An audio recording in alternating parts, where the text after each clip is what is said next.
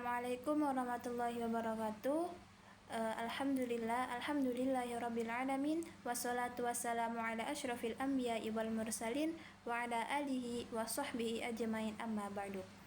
Yang saya hormati dosen pengampu mata kuliah pengembangan kurikulum yakni Ibu Nur Fitri Amalia MPD, dan Kaprodi PGMI yang saya hormati yakni Bapak Dr. Firdaus Ainul Yakin MPDI serta teman-teman sekalian.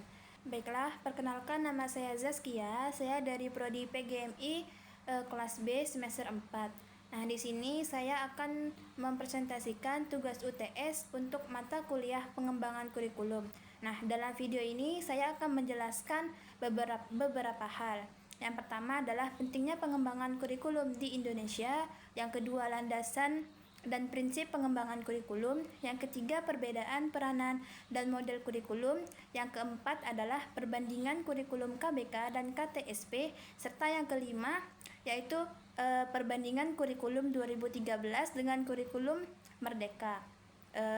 Mungkin itu yang akan saya jelaskan pada video kali ini. Semoga penjelasan yang saya berikan dapat saya sampaikan dengan baik dan mudah dipahami.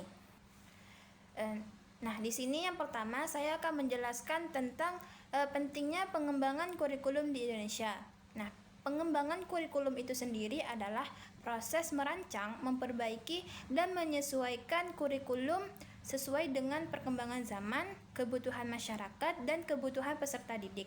Kemudian ada beberapa hal mengapa perkembangan kurikulum itu perlu kita kembangkan. Nah, yang pertama adalah pengembangan ilmu pengetahuan dan teknologi. Seiring berjalannya zaman, ilmu pengetahuan dan teknologi itu selalu berkembang.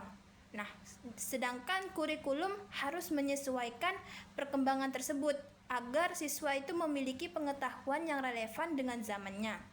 Nah, yang kedua adalah perubahan kebutuhan masyarakat.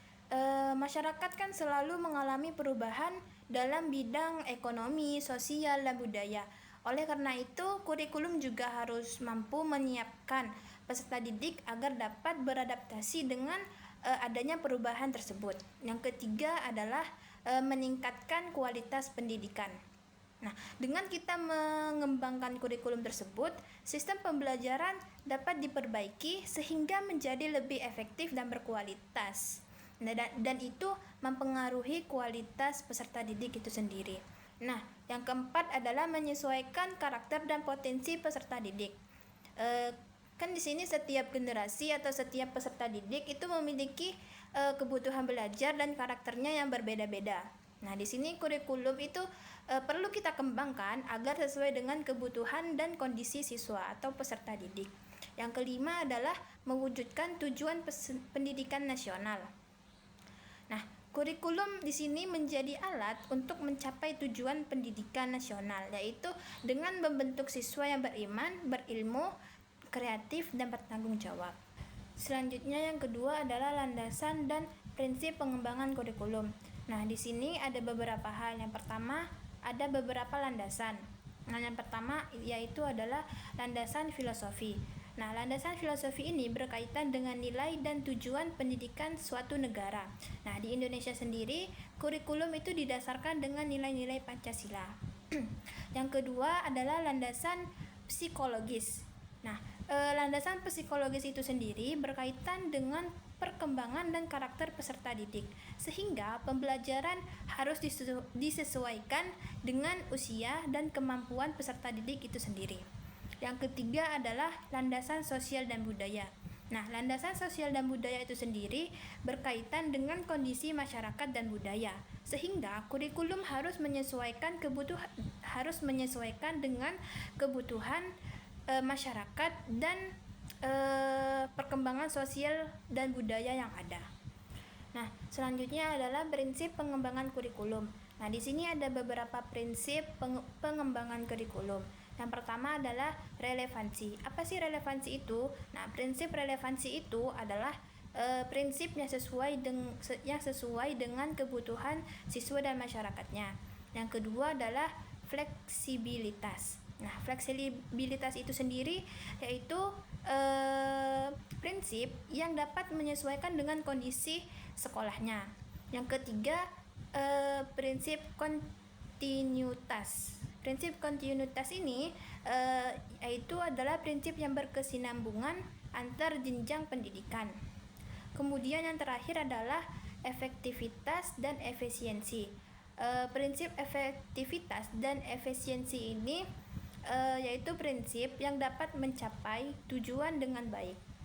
Baiklah, yang selanjutnya adalah perbedaan peranan dan model kurikulum. Nah, yang pertama adalah peranan kurikulum.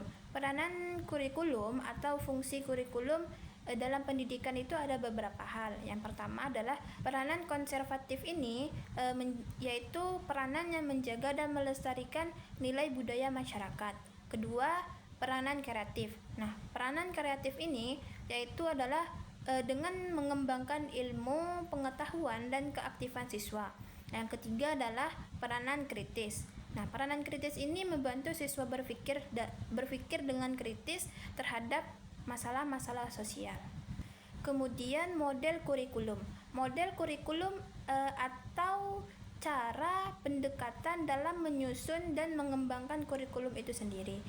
Misalnya, contoh model administratif, yaitu kurikulum yang dibuat oleh pemerintah. Kemudian model grassroots, yaitu kurikulum yang dikembangkan oleh guru itu sendiri.